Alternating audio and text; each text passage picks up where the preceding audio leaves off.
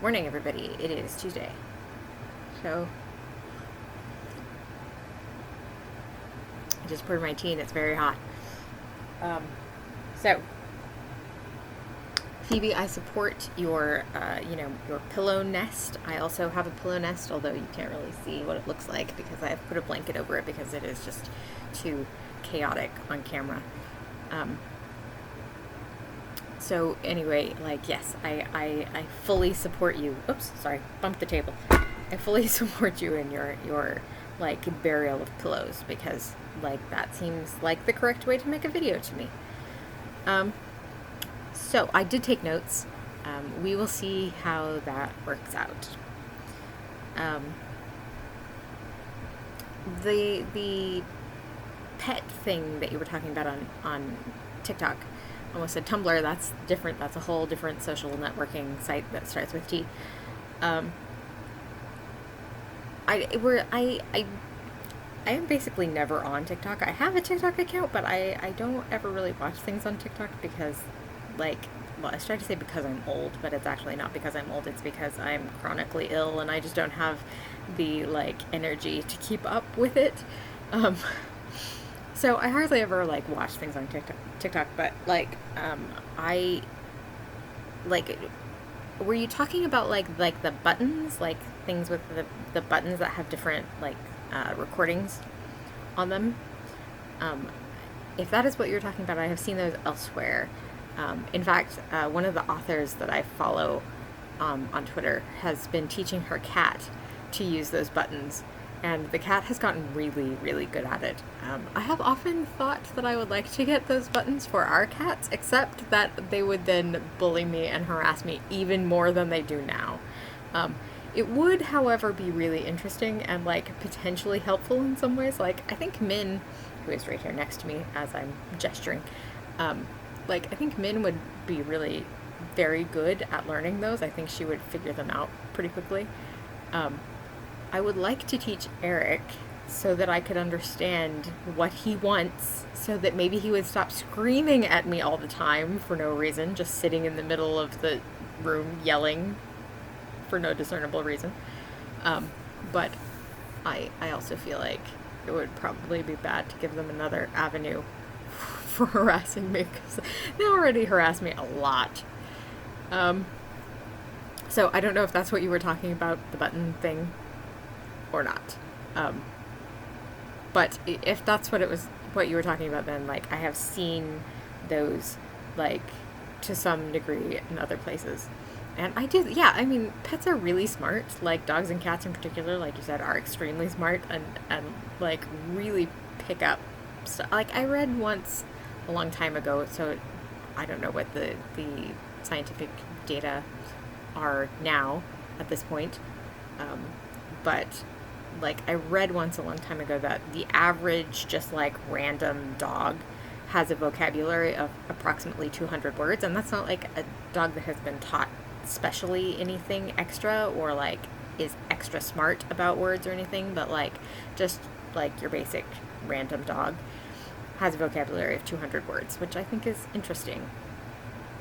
And definitely makes sense to me as somebody who talks to their pets a lot and whose pets generally seem to grasp what I am saying to them. And often seem to grasp things that you would not think that they would necessarily know, but they do. So yeah, like, pets are smart, surprisingly good at understanding humans. And like Nella said, Primrose is bilingual, so, like, that completely makes sense to me. Cruises, yes. Like, since you have mentioned it, I do, like, kind of randomly think of cruises as being, like, an East Coast thing. I never really thought about why I think of them that way. But yes, I think you're probably right. We probably don't really do a lot of cruise stuff over here. I can't imagine anybody wanting to take a cruise off of Oregon waters. Like, no. The food thing, like, if I just had, like, a normal food allergy situation, like gluten gluten is pretty easy. Like most food allergies are pretty simple because they're very concrete. They're like, you just have to avoid this particular food, right? And like, that food can be hidden and stuff. Like there's hidden gluten in things all the time. But like, if you know what you're looking for, it's pretty easy to avoid. You just, you know, avoid things that have that or things that are likely to have it as a hidden ingredient. Corn is weird though because it's not like it's not like other allergies. It behaves in a strange way. Like people's reactions and sensitivity are really varied in a way that they're not necessarily with other like allergies and things. But also, it's just in everything. Like particularly in the U.S. Because corn is our cheap crop here. It's subsidized, and so they make absolutely everything out of it. And so it is in everything. Like everything. Like I had to get a water purifier because it's in tap water. Because it's in the additives that they put in the water, like the chlorine and the fluoride and things like that, but it's also often in the filtration system. The stuff that they make the actual filters out of often contains corn. So like I had to get like a countertop gravity water purifier with ceramic filters just so that I could have water.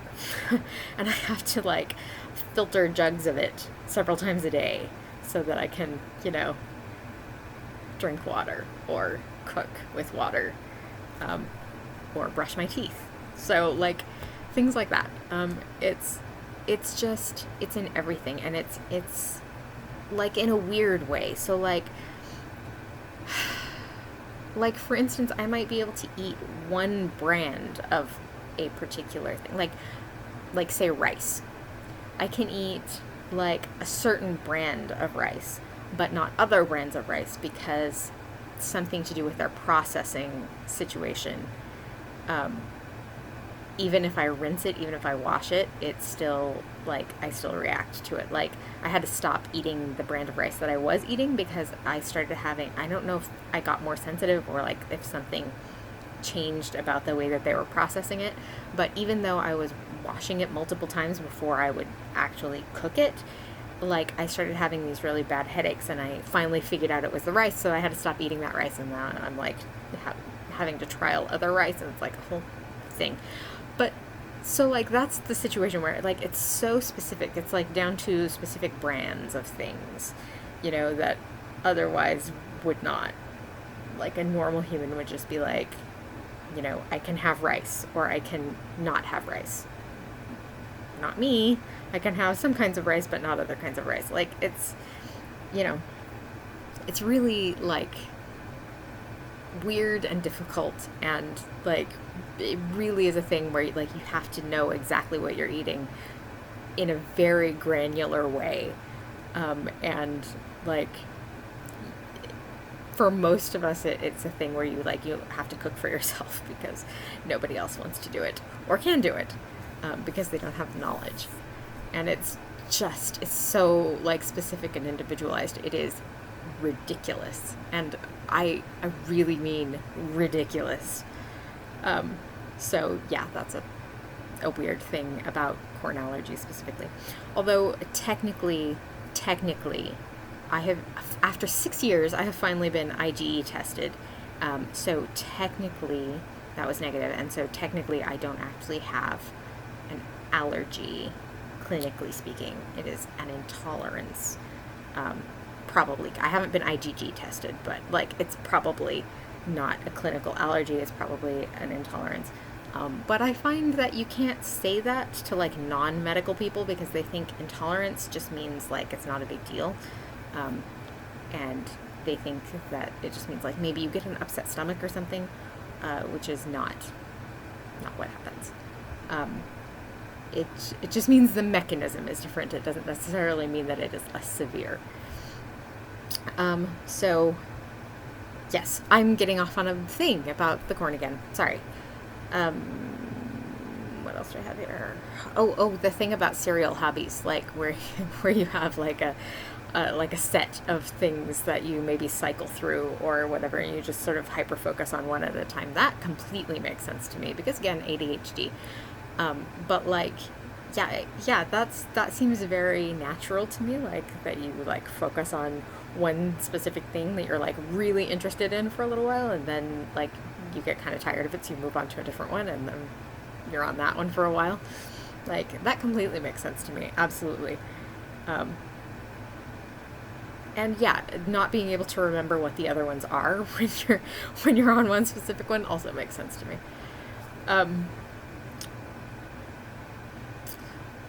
The thing about medication is something else that you were talking about, and like, yes, like I am extremely excited about the ibuprofen situation. I got my ibuprofen. It arrived, and this is what it looks like for me. It's just a little, like, it's just a capsule filled with powder. This is what my other compounded meds look like as well. They look exactly the same, so that'll be fun if I ever like drop them. Don't even like joke about a thing like that. So you were talking about like how expensive medications are and how ridiculous it is, and yes, I 100% agree with you that that is absolutely ridiculous. Medications should not be that expensive. Like, no medications should ever be that expensive. It is ridiculous. I mean, insulin is the one that has been like in the news a lot, for good reason. But also, like, in the allergy community, people talk about EpiPens a lot because EpiPens are also insanely expensive. They're several $100s a piece, and you need 2 of them if you have a reaction. And of course, you can go through any number of them because, you know, you don't know when you're going to need, like, you don't know when you're going to have a reaction. So especially if you have something that's very difficult to avoid, like, you know, like corn, for instance. I don't have EpiPens because, again, not an IgE situation. There's a whole thing there about, I have really strange reactions that, like, all of my doctors are like, really? I've never heard of that before.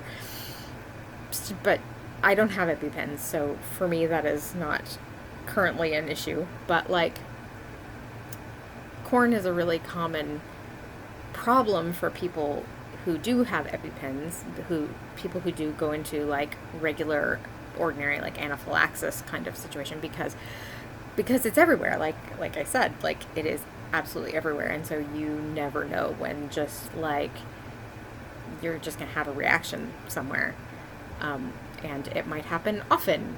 So you might be going through a lot of EpiPens, and if you are lucky enough to, you know,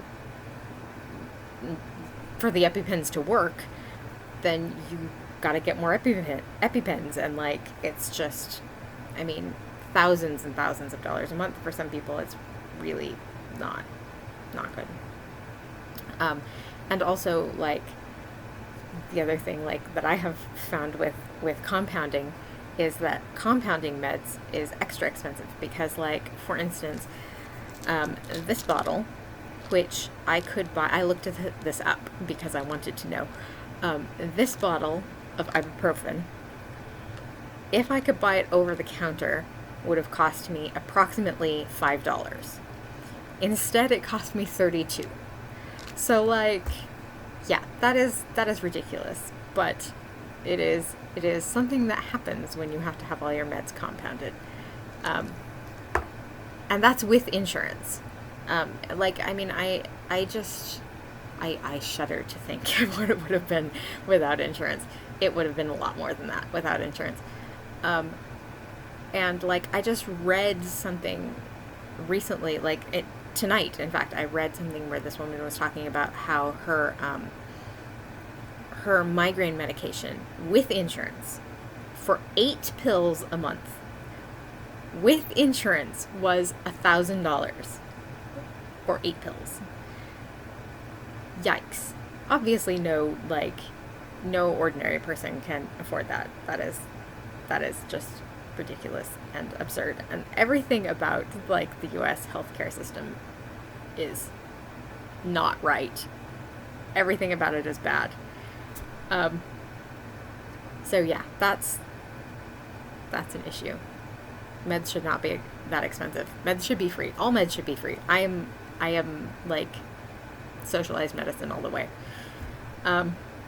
Healthcare should be free, period. I just think healthcare should be free.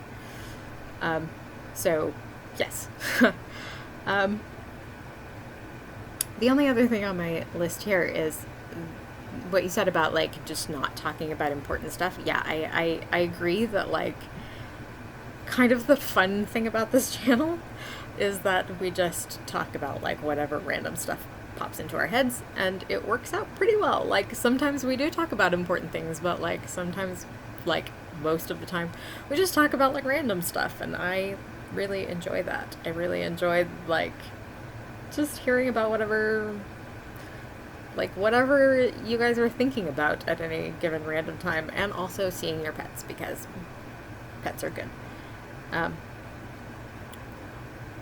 Yes, I enjoy just, like, hearing what's happening in your lives, or, like, in your head, or whatever, and I also enjoy, like, listening to you talk about this stuff for as long as it takes, which is good, because this is now almost 17 minutes long, so that's a thing that has happened. The tea is probably cool enough to drink by now. Ooh. It's still warm because I have one of those, like, heat pad things that you... Mug warmer. I have a hard time with words sometimes. A mug warmer. So it's not too cold, but it's cool enough to drink, which is nice. So, okay. We're at the 17-minute mark. I should probably stop. I love you all very much, and I hope everybody's doing okay. And I will see you next week. Don't forget to be awesome.